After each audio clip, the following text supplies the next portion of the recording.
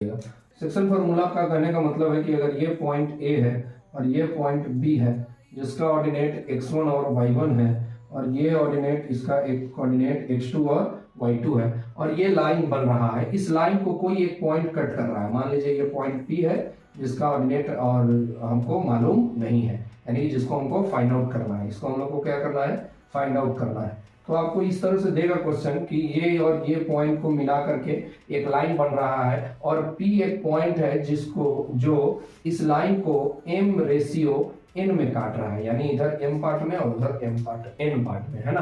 तो आपको ये ऑर्डिनेट इसका और इसका FCI यानी कि जो पॉइंट काट रहा है उसका कोऑर्डिनेट निकालने के लिए आपको दे देगा। तो जो काटता है वो दो तरीके से काटता है ना। काटता है, ये इंटरनली काट रहा है और एक एक्सटर्नली काटेगा। तो दो तरीके से काटता है, एक को बोलते हैं इंटरनली, है ना। क्या हम लोग बोलते हैं बाबू, इंटरनली काटेगा, इंटरनली कट करेगा, है ना। और दूसरा कैसे करेगा, एक्सटर्नली करेगा, ठीक है। तो इंटरनली जब कट करता है तो x का वैल्यू निकालने के लिए फॉर्मूला होता है mx2 प्लस nx1 बटा m प्लस n, है ना। इसका ही उपयोग करके हम लोग क्वेश्चन को बना लेंगे, आसानी से बन जाता है। यहाँ पे क्या फॉर्मूला होगा, my2 प्लस ny1 बटा m प्लस n। तो ये फॉर्मूला, तो इसके मदद से हम लोग x निकाल लेंगे और इसके मदद से हम लोग y निकाल लेंगे। लेकिन जब ये एक्सटर्नली कट कर रहा होगा तो कुछ नहीं होता है, सिर्फ साइन बदल जाता है।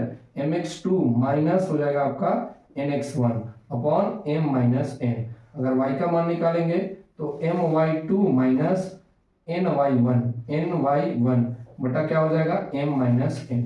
तो ये सबका भी फार्मूला का इस्तेमाल होगा कब, जब एक्सटर्नली बोलेगा तब, अदरवाइज ये फार्मूला लगा करके आप आसानी से बना सकते हो। तो अगर x का वैल्यू पूछेगा ये फार्मूला लगाएंगे, y का वैल्यू पूछेगा ये फार्मूला लगाएंगे, किसी का भी वैल्यू पूछे इन सब में से किसी एक को भी गाइड कर दे तो हम लोग इस तरह से निकाल सकते हैं। यहीं पे तुरंत हम लोग सीख लेते हैं कि यहाँ से क्वेश्चन कैसा रहेगा और उसके बारे में हम लोग कैसे उसको डील करेंगे। तो यहाँ से देखो ये क्वेश्चन ऐसा रहेगा कि रेशियो ही फाइंड करने के लिए दे देगा, रेशियो ही आपको क्या करने के लिए दे देगा, फाइंड करने के लिए। तो जहां रेशियो फाइंड करने के लिए दे दे वहां पे लेट रेशियो बी, उसको मान लेना है कितना, k/1, है ना। यानी m का वैल्यू k मान लेना है, n का वैल्यू 1 मान लेना है।